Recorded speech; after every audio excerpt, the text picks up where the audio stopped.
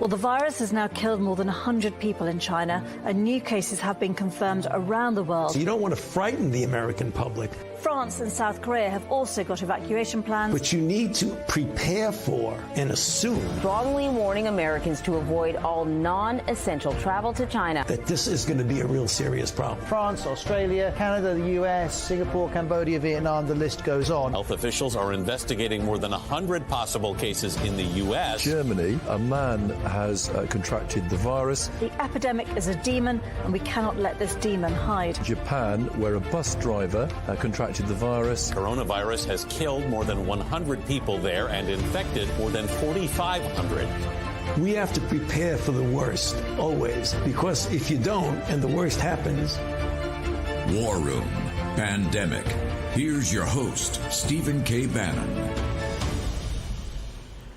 Welcome to the War Room. It's Tuesday, June the 30th, the year of our Lord 2020. You're in the War Room. Greg Manns, Jack Maxey, Raheem Kassam, Stephen K. Bannon joining us down the line on America's Voice.News, later on in Newsmax TV, on the John Fredericks Radio Network, FM 99.1 and 103.9 in Chicago, and blown through the CCP's firewall in China, subtitled in Mandarin, thanks to G News and GTV. We're very grateful for all of our partners and grateful for you guys out there sharing everything you see. It means the world to us, and it makes the world of difference. We are just, I guess, Steve, about 60 days away from the first ballots being cast, and you're starting to see this convergence of narratives here in the United States as this election begins to play out in earnest. Steve? Yeah, I don't think people really realize that November 3rd is going to be election day throughout the country, where people go to vote in person. But mail-in ballots, absentee ballots, all this is going on right now. A lot of it's still uncertain. Some of the voting, I know it starts at least by October 1st, particularly in states like Colorado and others, but I believe, Raheem, we may even be into September. So we're coming down to the home stretch here, and you can see what's going on. I mean, Raheem, let's go through. I want to talk about your construct that's happening both on the media side, the information warfare side, and also the tech warfare side, which is part of information warfare. I mean, they're coming at the president right now with converging forces, and you see this on CNN about this thing with Bernstein. You see it with in Afghanistan with this Afghanistan leak. So, Raheem, why don't we walk people through your construct and how they're supposed to think about this? Remember, we don't try to chase just the basic news stories every day. We try to give you the signal, not the noise. There's a lot going on here, and it's going on a global basis. And we're going to take some time this morning to walk the audience through it. You know, Steve, I was suspended off Twitter for the last week. And when something like that happens to you, because you tend to be consumed by your notifications and what's going on and trying to follow the news streams and every single little bit of breaking information, every single meme that comes out, every single video that's out there.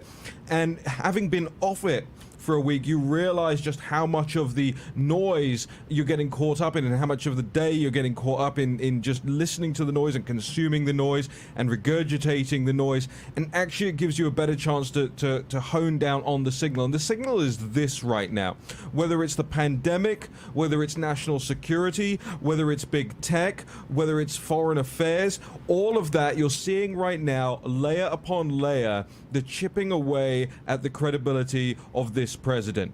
I think it's fair to say, and I have it in my hand here for the people watching on the live stream, that this Carl Bernstein piece that ran in CNN yesterday, I mean, absolutely gargantuan piece. I think it must be 6 pages long when printed back in front.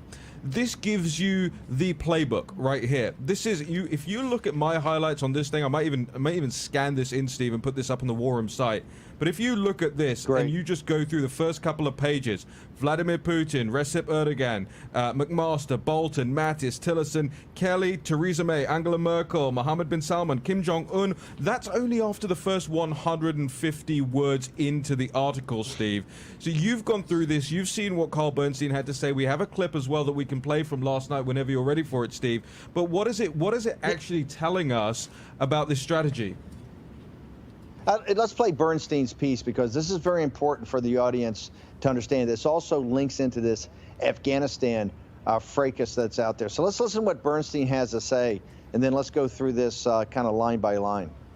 You believe I think we that have the president was never told anything about this threat by anybody? Oh, I'm certain that's true.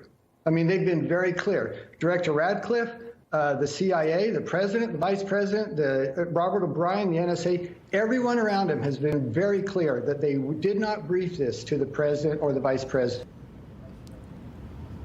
Okay, that's not the clip I wanted was the one that says. I think we have a production. I think we have a production issue there with AVM. We're working on getting that Bernstein Raheem, clip up. let's just go on. But the key thing was, I think if we have get it back Steve. up, let's do it. Steve, I think we have it. Okay. Steve, I think we have it. Can we roll Carl Bernstein? One of the sources said Trump gave away the store to Erdogan in Syria. He allowed American troops, as both Putin and Erdogan wanted to withdraw. He ordered the withdrawal of American troops from Syria, and the result was that the Kurds, our allies, were open for slaughter. And that's what Erdogan wanted.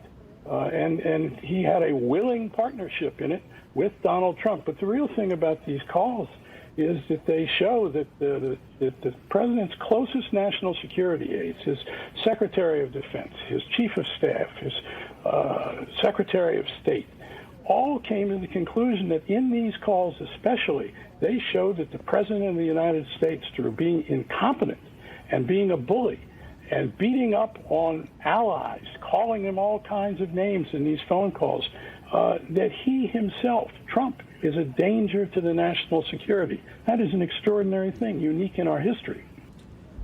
Steve, you heard it there. Okay, that's Carl Bernstein. This is total and complete nonsense. What Bernstein misses and what the conventional wisdom, remember, Bernstein is part of this Washington consensus that is the managed decline of the United States. And you're seeing it every day on the streets of the United States, and you've seen it internationally, where we've spent $7, $8, $9, $10 trillion, not just in the Middle East, but on other people's security, right, to make the world less secure. The Washington establishment, the Washington consensus, and you normally see it on Morning Joe every morning with guys like Richard Haas and David Ignatius and Admiral Stavridis, and now you got Carl Bernstein, who knows almost nothing about national security, except the fact he wrote an awful biography of Pope John Paul. You've got him weighing in here. He misses the key point, as a guy like Carl Bernstein almost always does.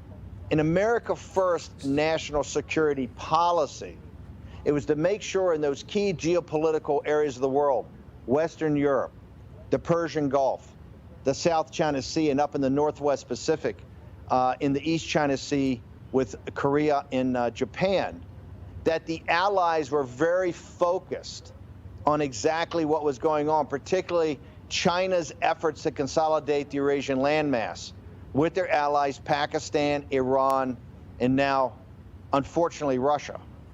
And it was President Trump. The reason these calls were tough, and the reason sometimes that people like Mattis and General Kelly and Tillerson had a problem with is President Trump was elected to have a very different national security policy. America first. It doesn't mean America isolationist. It means America more engaged in the world probably than ever. But where our allies are picking up their burden both in cost, in troops, and really in focus.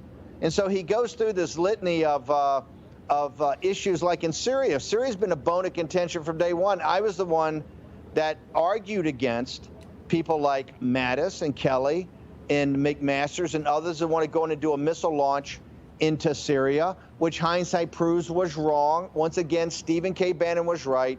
Mattis, McMaster's, Tillerson, Kelly were all wrong about that missile strike, which was ridiculous.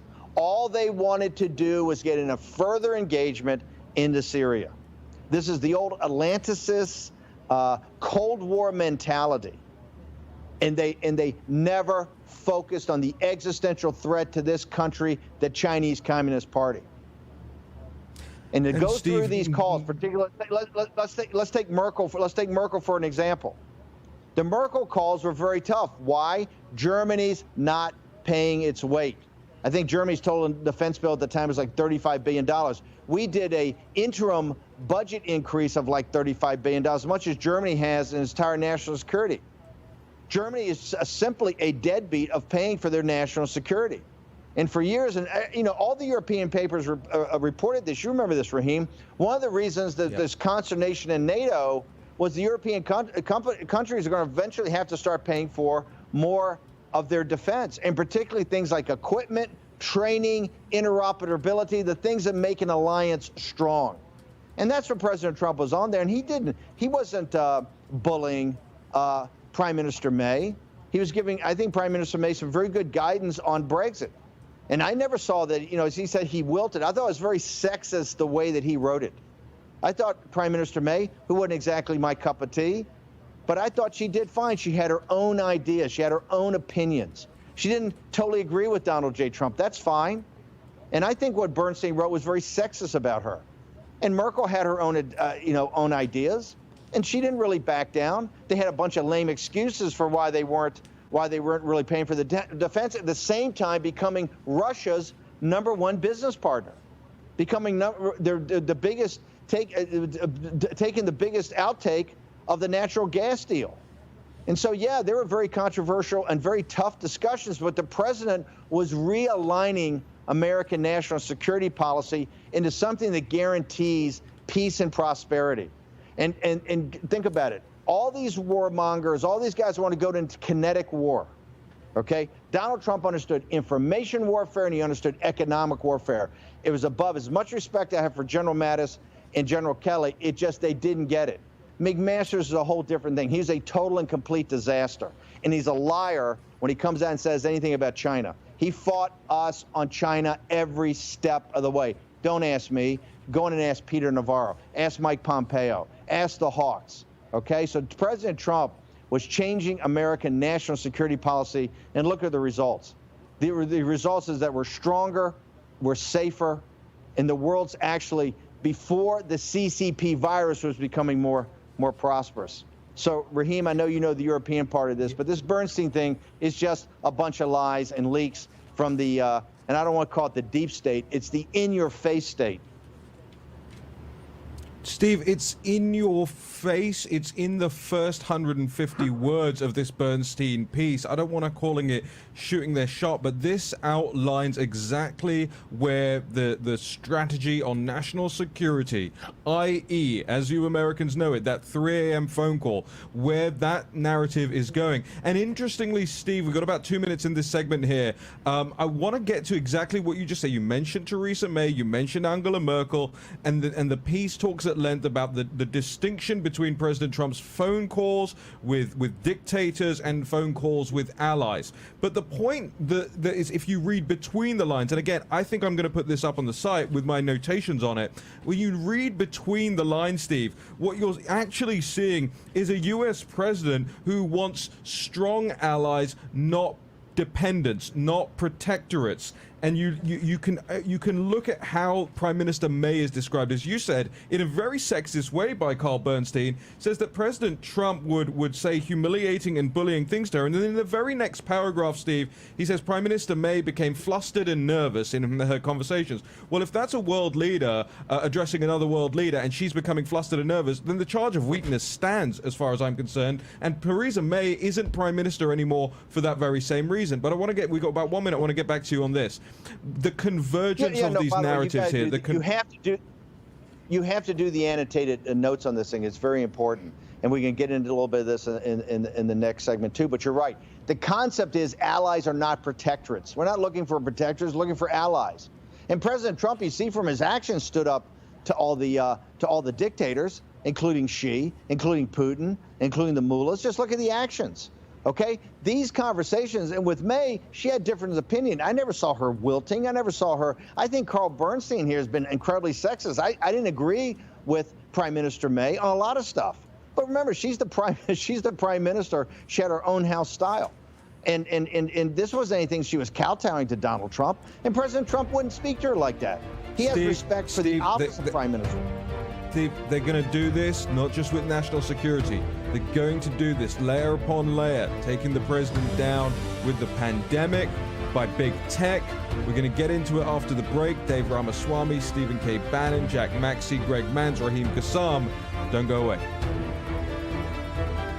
Pain, swelling, stiffness. When your hands hurt, you can't function. Until now. Introducing the new CopperFit compression gloves with sure grip technology to give you more power, more control, and more agility than ever. Our most advanced copper-infused compression fabric woven into an ultra-lightweight performance glove that fits like a second skin to support relief and recovery of sore muscles and painful joint stiffness. And new Sure Grip bands built in to provide a strong, non-slip grip for more power and control. You need total control of your hands when you're doing anything with construction. Your hands are your livelihood.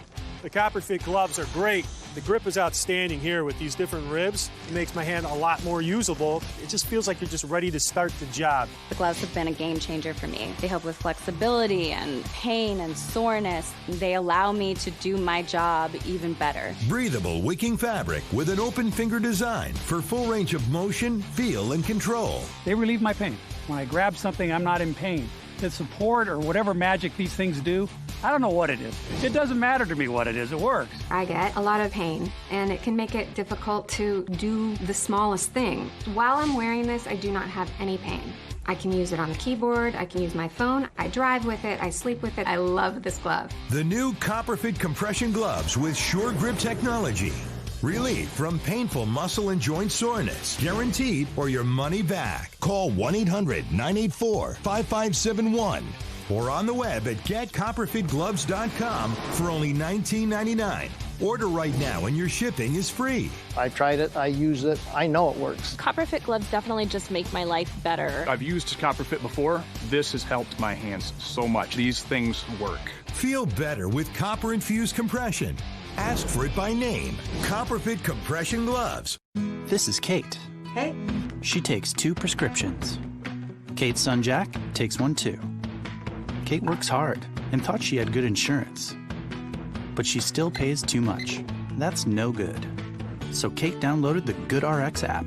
Now she can compare prescription prices to find the best discounts. She even beats her insurance price. Good for you, Kate. Good for you. GoodRx. Stop paying too much for your prescriptions. Download the free app today. Jim and Joanne are here to pick up the same prescription. They both know the system is not on their side. They both know drug costs are out of control. But one of them is taking back control with GoodRx. Next. So while he's paying that much, even with his insurance, she's paying this much just by using GoodRx. Use GoodRx to compare prices at pharmacies in your area and stop paying too much for your prescriptions. Download the free app today and take back control. War Room Pandemic with Stephen K. Bannon. The epidemic is a demon, and we cannot let this demon hide. War Room Pandemic. Here's your host, Stephen K. Bannon. Back to the War Room. Greg Mans, Jack Maxey, Raheem Kassam here on Capitol Hill. Stephen K. Bannon and Dave Ramaswamy join us down the line. Steve, just to tidy this up from the last segment, because it's very important people recognize what's going on here. Amongst all of the noise that's going on out there, whether it's Antifa in the streets, whether it's Black Lives Matter, all of this, what you have right now is a convergence of not the deep state, the in-your-face state, the names in the first 150 words of the Carl Bernstein CNN story. And it's the exact same thing, the parallel track to what we're seeing about this story in Afghanistan, this Taliban or Taliban-linked militias who supposedly had bounties on U.S. soldiers from the Russians, allegedly, and that the president supposedly was doing nothing about it. Steve. Yeah, we're about to be hit. This is the great thing about being at sea. Sometimes we're overexposed because of sunlight. Other times we've got a rain squall coming in, so I may have to bounce here in a second. But no, this Afghanistan leak is exactly the same story as the Carl Bernstein. This is the national security apparatus just leaking on President Trump. It's total nonsense. You know, Dave Ramaswamy is going to talk in a second about things happening in Pakistan, but this is just the national security apparatus. And people have to understand, and I think people in the White House understand, this is going to happen every day, every other day from now to Election Day. They're just going to be leaking these kind of insane stories about President Trump. So just get ready for it. And I think somebody's got to combat it. We're going to do it by just stating the truth. The Bernstein story is nonsense. It's written in a very immature way with a guy that really doesn't understand geopolitics and certainly doesn't understand American national security. And this Afghanistan thing is just another aspect of it. I know we got a big section on tech, and we got Dave Ramaswamy. So I think I'm going to wrap up here for a second, guys, and we'll see you in the next segment. Thank you, Stephen K. Bannon. Obviously, you can't get that hair wet. You know, that would be a whole 3 or 4 hours in the hair salon figuring it out. Steve, we'll take it from here. Just ping us when you're back. Greg, I want to know how many words long this Carl Bernstein piece in CNN is, because it is an extraordinary insight into the mind of the establishment here and where we're going into. If you, ladies and gentlemen at home, if you want to understand the battlefield for the next couple of months ahead of you, really for the next 60 days ahead of you, because some people will be voting very soon, much sooner than ever before, much sooner than people think. Why do you think the narratives are being dropped now? Why do you think the construct is being laid out now? Because of the early mail-in voting. They want to convince you, Carl Bernstein wants to convince you, that re-electing President Trump is a threat to national security.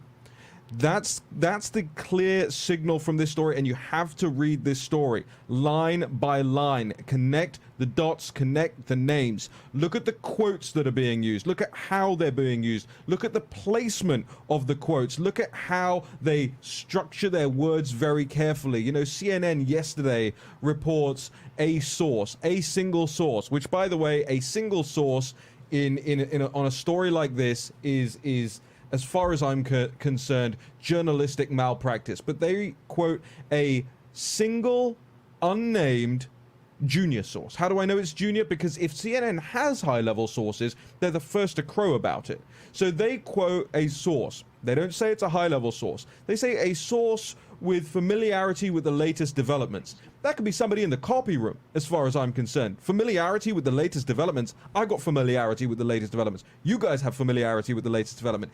It's the way the words are used. It's the way the phrases are couched that gives away the game. You have to go through this. The other thing that happens on the same day, in the same moment, this is Axios in front of me. If you're not reading it, you must read the opposition party media day on day. Axios. Tech finally begins a crackdown on Trump. Tech finally begins a crackdown on Trump. That's Axios, by the way, giving away in its headline the fact that it believes that the President of the United States should be cracked down upon by big tech. It's no surprise, of course, that the Axioses and the Politicos of the world are sponsored by big tech companies, big hedge funds, all of that. You just go through their newsletters. You can see who sponsors them, who advertises with them, who's attracted to their events.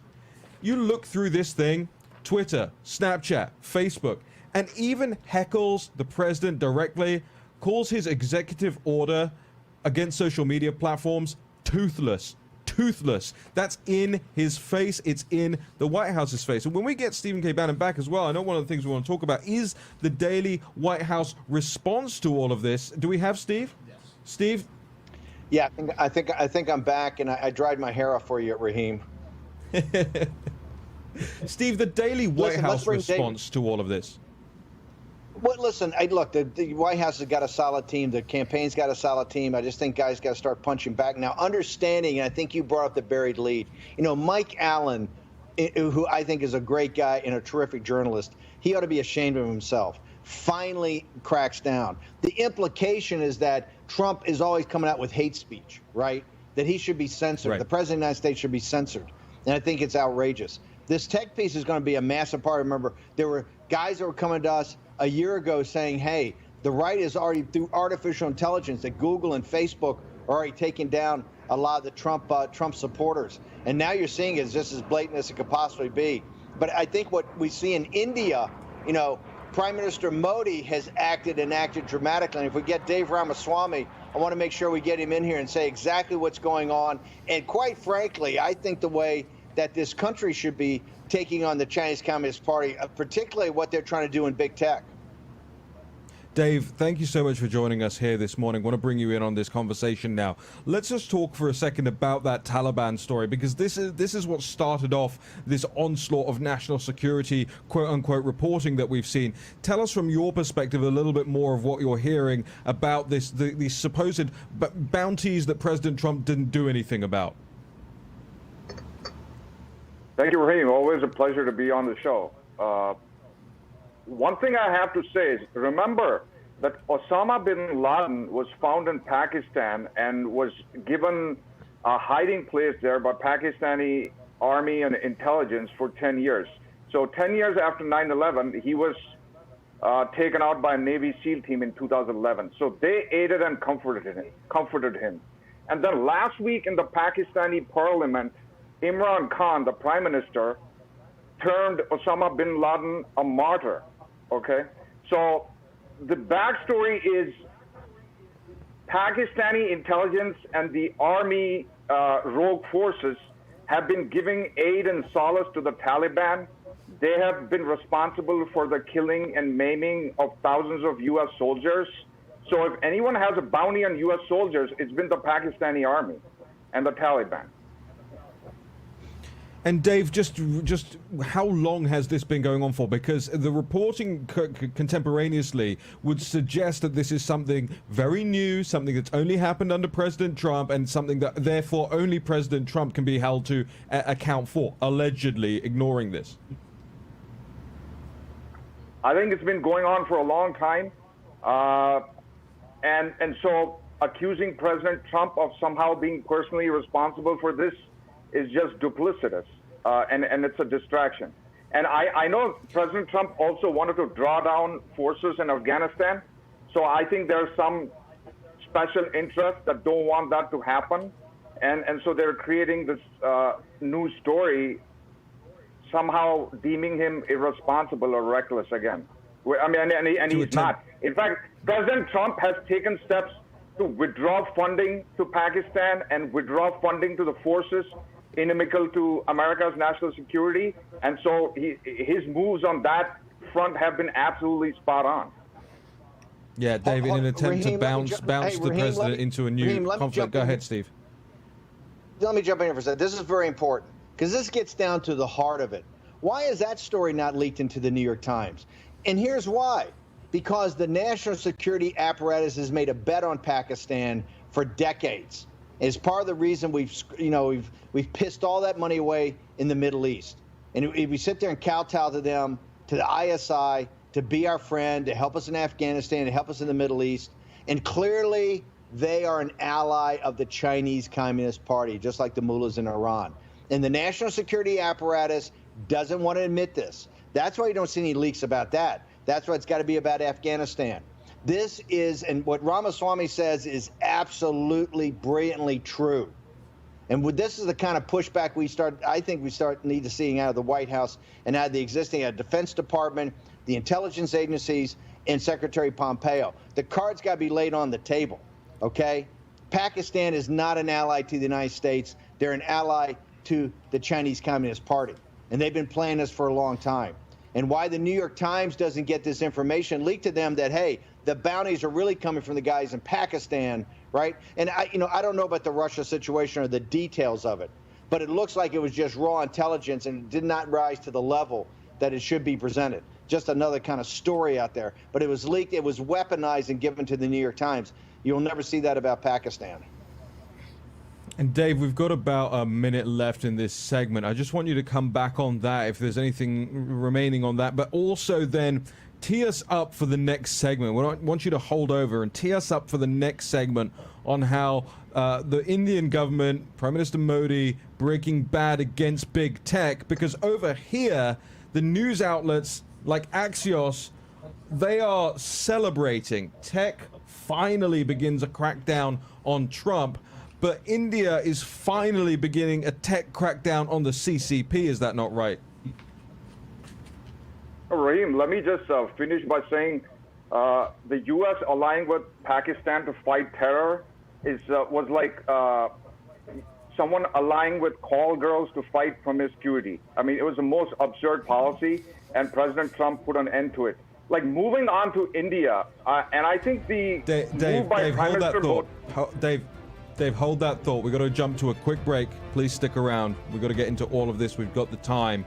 Here in the War Room, Greg Manns, Jack Maxey, Jack with more pandemic details and data. Don't miss that. Stephen K. Bannon down the line. We'll be back in just a moment. From roof to foundation, the damage to your home can be devastating, from clogged gutters, leaking roofs, rotting wood and fascia, and flooded basements. Protect your entire home with Leaf Filter, the nation's #1 rated gutter protection system. Once our ladders go up, you can put yours down forever. One of the things that I like the most is that I don't have to get back on the ladder anymore. Leaf Filter starts by cleaning, sealing, and realigning your gutters. We then install our micro mesh screen over your existing gutters, which is guaranteed to filter out everything except for water. Trying other products is what made us finally go to Leaf Filter. And Leaf Filter's lifetime transferable warranty makes it an extraordinary value. Leaf Filter is going to make my home more valuable, especially when I go to sell it. Call 833-LEAF-FILTER or go to getleaffilter.com for your free gutter inspection and estimate. Call or log on today and save 15%. Have you or a loved one taken Zantac or another heartburn medication and developed cancer? You may be entitled to compensation. The FDA just announced that it is requesting manufacturers withdraw from the market all prescription and over-the-counter ranitidine heartburn medications, commonly known by the brand name Zantac. This is the latest step in an ongoing investigation of a contaminant known as NDMA in ranitidine heartburn medications. NDMA is a chemical that the FDA and World Health Organization both classify as cancer-causing. Now, prior to this announcement, CVS and Walgreens pulled Zantac from their shelves, citing the link between Zantac, NDMA, and cancer. If you or a loved one have taken Zantac or another heartburn medication and developed cancer, how do you fight for the compensation you deserve? You choose the right legal team that has the experience, support staff, and resources to seek the most compensation for your injuries. Call for more information and a free case review. At Leaf Filter, we're on a never-ending journey to end gutter cleaning forever. Whoa! Way too dangerous, Bill. Say goodbye to that ladder. Way too clogged, Melissa. Those black gutters are causing serious damage to your home. Look at these cracks in your foundation. Leaf Filter, the nation's #1 rated gutter protection system, will keep you safe and protect your home. Leaf Filter's stainless micromesh screen fits over your existing gutters and is guaranteed to filter out everything except for water. No more leaves or debris in your gutters for the life of your home. Schedule your free gutter inspection and estimate, just like Paul. With Leaf Filter's lifetime warranty, we guarantee you'll never have to clean those nasty gutters again. Everybody okay with that? I should. Call 833-LEAF-FILTER or go to getleaffilter.com for your free gutter inspection and estimate. Act now and save 15% off your purchase. War Room Pandemic with Stephen K. Bannon. The epidemic is a demon, and we cannot let this demon hide. War Room Pandemic. Here's your host, Stephen K. Bannon. On America's Voice, News, Newsmax TV, the John Fredericks Radio Network, FM 99.1 and 103.9, and G News and GTV blown through the firewalls. This is War Room Pandemic, live from Capitol Hill. Over to Stephen K. Bannon. Look, from the border of India and China to the South China Sea, the streets of Hong Kong, the Chad or Chaz in Seattle, to the nation's capital. You know, we cover the global turbulence every day on the show. We pride ourselves in getting to the signal, not the noise. And if you are an entrepreneur, you know you're going to be the lead to turn this around, not just in this country, but the world. If you're an entrepreneur, you need NetSuite by Oracle. That's netsuite.com/Bannon, Bannon. Go get your report on the 7 action steps that entrepreneurs should be taking now. NetSuite by Oracle. Oracle is #1 in the cloud. NetSuite's #1 with entrepreneurs. Raheem, this is pretty amazing about this tech shutdown of the president, or the tech monitoring of the president. But I'm very proud that we're Modi fans. I'm very proud that we've been in back of President Modi since the old Breitbart days back in 2013 and 2014. And it was so great to meet Dave Ramaswamy and Jay Kansara and all the people, the Hindu American Society, all the people that helped make Howdy Modi the biggest event President Trump's ever had in the United States, and then that huge, huge rally over in India. But President Modi, I tell you what, he does not mess around. Dave, tell us what he did yesterday to basically punch out the Chinese Communist Party as it goes to big tech. Thank you, Steve. Yesterday, India took one of the most dramatic moves taken by any democracy against the CCP, which is it mandated the uninstalling of about 60 Chinese apps, including TikTok, UC News, which is a browser, and some other apps for photo sharing. And let me tell you why that's a baller move. What the CCP has been trying to do in India and other democratic countries is trying to subvert the constitutional validity and democratic norms that exist in these countries. To use and if you see, Steve, what's happening with the rallies in America, TikTok was used to run interference operation against President Trump's rally in Oklahoma, and it's also been used as a tool to gather up rioters and looters. So, I mean, and a similar occurrence happened in India right before President Trump went there in February. So with this move, Prime Minister Modi is sending a strong signal to the CCP that the foreign interference in India's economy is not going to be tolerated anymore. And also remember, last week, like Indian Army soldiers at the India-Tibet border who were outnumbered by China 5-1, still inflicted 2 times as many casualties on the Chinese. So this is like a 1-2 punch to the CCP. Hey, Raheem, I want to ask Dave a question. Go ahead. I want to ask just Dave a question about to parents out there. It's very controversial about TikTok. What is Prime Minister Modi actually saying? Be very specific. What is he telling Indian parents about TikTok? Because, you know, TikTok is really a cultural phenomenon with young people. So, Dave Ramaswamy, what is Prime Minister Modi telling people, and particularly parents in the United States of America, how should they think about TikTok and the use of TikTok by their teenage kids? Steve, I know 9 out of 10 dancing nurses prefer TikTok, but that being said, I think the message Prime Minister Modi is trying to send is national security trumps anything else.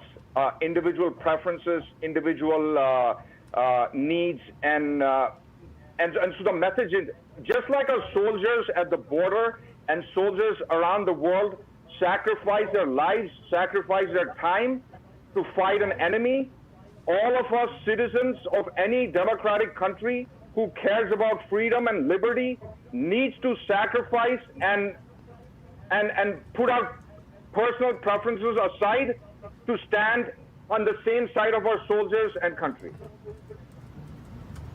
Hey, Raheem, let's pivot now. We got Dave on. I want to pivot. He's our mathematician. I want to pivot to you and Jack, and I want to talk about the CCP virus in this pandemic and what's going on, particularly with the math. People, I think, are losing the plot here. This is what the story is. The Chinese Communist Party, whether they created in a biological weapons lab or whether it was in a P4 lab they were doing research on, particularly gain-of-function research, and you saw the dangers of that in the great film documentary done by Simone Gao the other day. The Chinese Communist Party owns the chain of title of hiding this virus from the world. And we know from Southampton University, if they had been upfront and told the world in December 2019 what was going on, 95% of the deaths, 95% of the economic carnage would have been avoided. This is the responsibility of the Chinese Communist Party.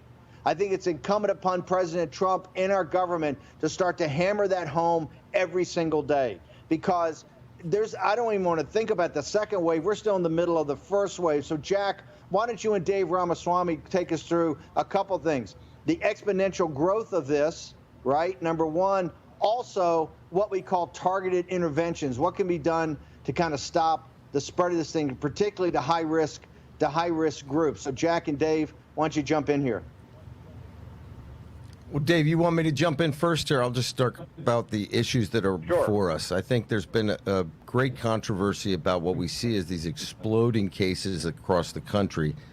Now, even the CDC is saying that most of these cases seem to be amongst young people who often are asymptomatic. And this is, again, a really big issue when it comes to how do we track asymptomatic carriers. I mean, even Fauci on CNN the other day said that one of the great problems with these asymptomatic is, first of all, you don't know he's sick, and then how do you contact trace people for him? So that becomes a real issue.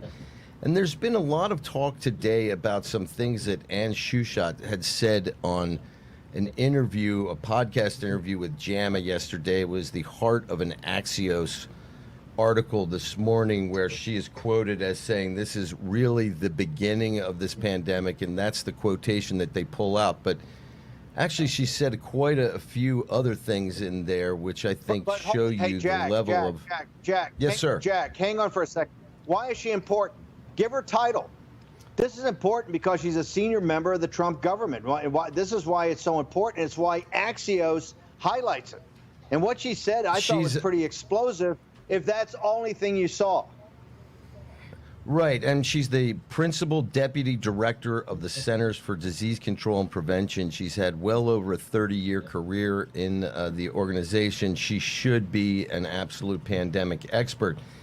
Now, when she said this is really the beginning, and that's what's been pulled out by everybody, and they had a long conversation, and I'll post this podcast on my Twitter feed and on our Twitter feed. It's about 35 minutes long. I watched it early this morning to try and get more background. It's actually kind of a fascinating study, and she's talking about how do we get control of this, and she says a couple of things that I thought were really interesting. He said, well, we get so much different information from you guys. And she said, listen, because we are learning so much every day, the data can be very confusing. And much of it, she said, let's be real, has been contradictory over time. So one thing that we've tried to always say on this show, and it's something that I think that we still have to remember, this is the end of June right now. The very first case we had here was only 4 months ago. So the learning curve on this has been dramatic in terms of modern science. She also says some things that I thought were quite interesting. He asks her questions about the face shields and maybe why shouldn't people wear a plastic mask over top of their masks. And she said, well, we really don't have any good data to prove that will help. And then he says, well, why would you use that in a hospital setting? She says, well, because in a hospital setting, we're just doing as much as we possibly can, but for normal people, that's probably not that important. Now, the thing that I thought was very, very important in this, and it comes down to whether or not we need to open up, and she echoes something that Fauci had said the other day, which I think is quite surprising for most people, which is this notion that they really do not have any understanding as to how long these antibodies will last, how long they will be effective. She said at one point that there's some evidence that people with mild infections may not even create adequate antibodies. So, she said we're looking around the world, and even in countries where they've had massive infection rates, like Sweden, where they kind of let it run and theoretically should have one of the highest levels of infection in Europe, she said we're nowhere near the level necessary for herd immunity. And then she said, with this disease, unlike with an influenza, we may have to start recalibrating what we think of as herd immunity. What does that mean?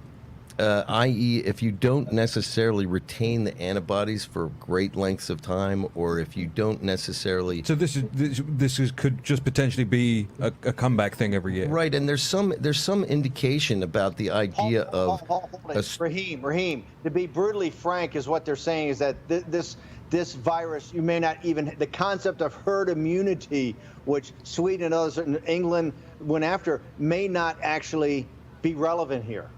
You may not even be able to have herd immunity.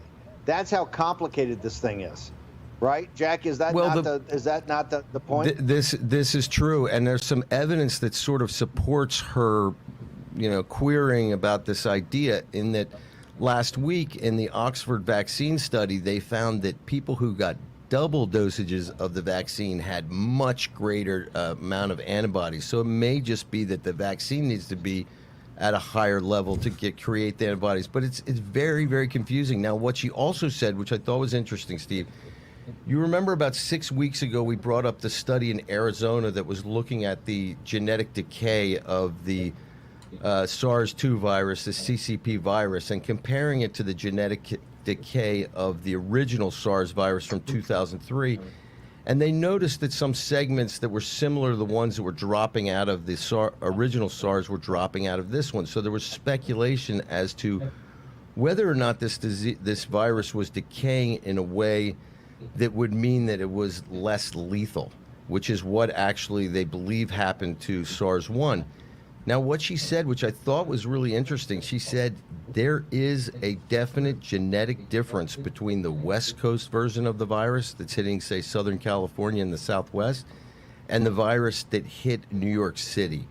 And we see this little difference, perhaps, in the lethality of it in a broad subject matter. So, as always, this is an absolutely moving target, and if we want to go into the testing versus the number of cases, that's an extraordinary topic that we can run through here pretty quickly. We got to get into Hong Kong in the next segment, but I want to go Dave Ramaswamy. I don't know how much time we have, but what about the math when you look at this math, Dave? Is this exponential growth? Dave, hold that thought. We'll come back from the break. And talk about that. We'll talk about the cases versus the death rate as well. A lot of people out there still concerned with what's going on in their neighborhoods, in their communities, in their hospitals. Get an update on that from Jack as well. A whole lot more to cover, Hong Kong and otherwise, here on War Room Pandemic. Greg Mans, Jack Maxey, Raheem Kassam here on Capitol Hill. Stephen K. Bannon, Dave Ramaswamy joining us down the line. Make sure you're tuned in to hashtag War Room Pandemic on Parler as well as on Twitter. We want to hear your feedback. We'll be back in a second. Everyone loves the benefits of compression socks, but they're just so hard to get on. Until now. Introducing the all-new Copperfit Energy Socks, redesigned for the first ever easy on, easy off fit to help reduce swelling, relieve tired, achy muscles, and provide energizing support. A new blend of stretch fabric for the most comfortable, easy on, easy off compression fit. Being a SWAT commander, we train to win. The Copperfit Energy Socks, they didn't feel like other compression socks. They totally exceeded my expectations. Our most powerful copper-infused fabric, woven into our easy on, easy off compression sock to help reduce swelling discomfort from prolonged sitting or standing. I'm 38 and a half weeks pregnant. Copperfit Energy Socks worked beautifully. Extra support around the arch and ankles for increased support and relief of muscle aches and pains. I'm so excited about these socks. I'm so much more energized to go do things after a day of work. They just slip right on, yet they still have that same compression that you want. A soft cushion footbed for all-day comfort. I'm on my feet at least 9 to 10 hours a day. These were fantastic. A lot of compression socks are a little too thin, especially for what I do. With Copperfit, I could wear these every day. Feel more energized. Feel more active. Just feel better. They just hug your leg. It relieves all the pressure that you have. I have so much energy, I can go, hey, you want to dance? The first ever easy on, easy off compression sock. The most comfortable compression sock you will ever wear. Get your Copperfit Energy Socks now online at GetEnergySocks.com for only $19.99 or call 1-800-978-1224. Order right now and we'll include a second pair of compression socks free. I've never felt anything like it before. No more pain, no more swelling, no more achy, tired feet. I can never go back to regular compression socks again. Don't settle for ordinary. Ask for the original by name, Copperfit Energy Socks. From roof to foundation, the damage to your home can be devastating, from clogged gutters, leaking roofs, rotting wood and fascia, and flooded basements. Protect your entire home with Leaf Filter, the nation's #1 rated gutter protection system. Once our ladders go up, you can put yours down forever. One of the things that I like the most is that I don't have to get back on the ladder anymore. Leaf Filter starts by cleaning, sealing, and realigning your gutters.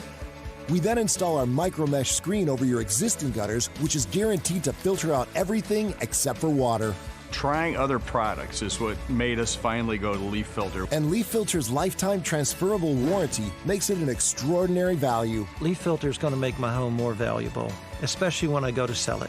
Call 833-LEAF-FILTER or go to getleaffilter.com for your free gutter inspection and estimate. Call or log on today and save 15%. War Room Pandemic with Stephen K. Bannon. The epidemic is a demon, and we cannot let this demon hide. War Room Pandemic. Here's your host, Stephen K. Bannon. Whether it's national security or big tech or the pandemic, we've got you covered here in the War Room as we draw closer and closer to the election here in the United States, just about 60 days away from the first votes being cast with all the mail-in ballots and absentee voting going on. I want to throw it over to Stephen K. Bannon. Think about that for a second. We got 60 days when they start voting in the 2020 election.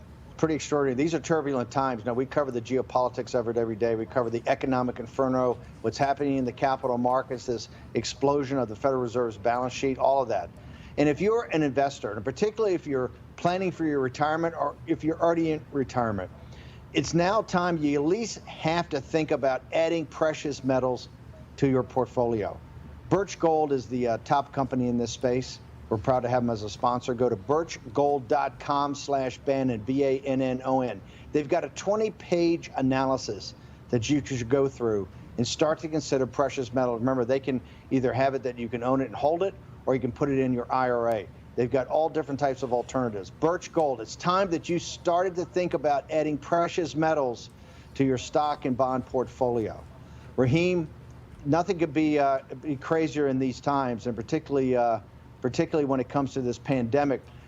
Dave, walk us just through the math. You were the guy that said, hey, one of the biggest shortcomings with humanity is people don't understand math or math illiterate, and they don't understand the exponential function. As you look at these numbers that Jack and the team wrestle with every day, do you see real exponential growth in these cases, or is this a case where the media is just reporting increased testing?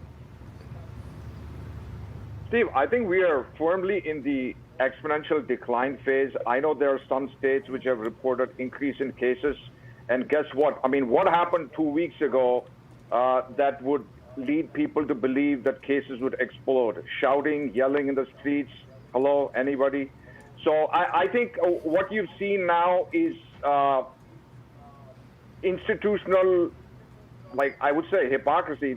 At one level, they want to shut people down, and at the other level, they want to encourage events where people shout in each other's faces, what I call super spreading events, increasing the probability to get an infection. But overall, to your question, this pandemic, at least for this year, I think it's over for much of the country. You're going to still see some cases pop up here and there. But once again, as we discussed back in February and March, the only reason to put a hard lockdown was to prevent the hospitals from getting flooded and to catch up on the PPEs. So I think the U.S. has done a great job on catching up. And of course, in the next phase, the advice still should be take reasonable precaution, wear masks in closed in closed indoor spaces. I mean, don't attend all day long conferences and just take reasonable precautions. But there's no reason to go through a very expensive lockdown of the economy, which has very negative second order effects, like higher domestic abuse, higher child abuse, the deaths from suicide, deaths of despair. So I think now it's a time to balance things. One other thing, Dave, it's Jack Maxey. Yeah. Oh, sorry, Steve, go ahead. Yeah, just one thing, Jack, before we come back to this is the the CCP virus is incredibly insidious, and General Spaulding is going to join us in the next section to talk about this.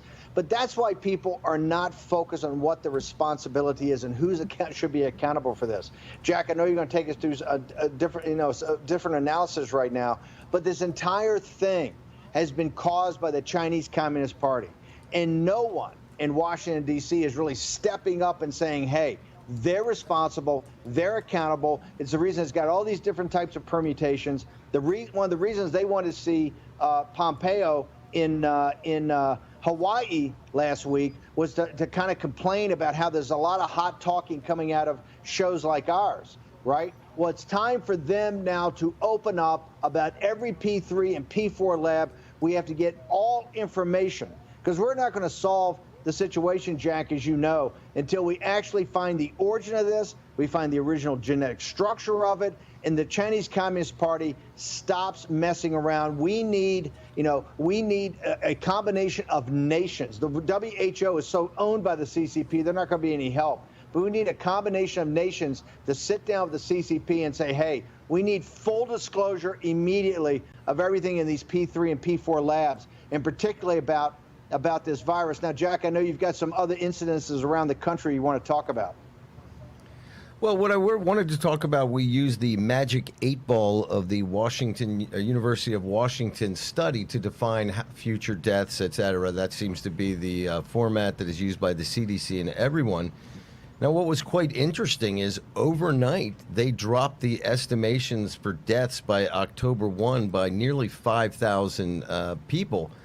And there's been no explanation of why that's dropped. And it's a bit odd because we're hearing this kind of panicked message from the media. We went over how they were saying that the hospitals in Houston were going to be overwhelmed, the Methodist hospital system down there, largest one in the country. And what was so interesting, and we're seeing this with the way they calculate number of cases, et cetera, individual hospital systems, individual states, counties can just change their criteria overnight, and it changes the outcome. So in Houston, what had happened was they changed the way they were calculating their ICU beds. For the entire pandemic, they were calculating them at a rate that said they had 72% full. And then just last week, for no stated reason, they say that they were just confused. They turned it into that they only had 90, that they were at 94% capacity. Now they've pulled it back. But in that process, you watched the whole media of the world go bananas, and you actually had a judge in Harris County in Houston impose more of the lockdown based upon this bad data. So I want to read to people something that is on the CDC site, and I know we've got only a few, maybe a minute left. But if you look at the CDC site, you look at testing data in the U.S., right off the top, they say about the data. The data are compiled from a number of sources. Not all tests are even reported to the CDC. The number of positive tests in a state is not equal to the number of cases, as one person may be tested more than once. So you begin to see how trying to dig through this is kind of a Rubik's Cube, and the Washington Post even now is posting a kind of disclaimer about the data because it's so hard to dig through. we got to bounce. Dave Ramaswamy, thank you so much for joining us. Stephen K. Bannon in the next hour. General Spaulding joins us about the war for your mind and how we've ended up in this scenario, in this position right now. War and Pandemic episode 258 begins in just a moment. Don't go anywhere. Brett Favre, legendary quarterback. Jerry Rice, legendary wide receiver. You ready for your weekly meeting? Yeah, we're ready. Let's do this. Let's stack the deck. When legends play, they wear Copperfit Advanced Back Pro. Copperfit's best-selling compression back support just got better with new double-band adjustable supports for customizable compression when you need it most. Since I put this on, I feel so much better. The core is the most important thing. To know that I'm stabilized here. Whatever I'm doing, I can give it 100%. 4 built-in stabilizing supports designed to improve posture and help reduce lower back stress and strain. You have back pain, and it's affecting your everyday life. You do something. If you can find something to help you get back out and be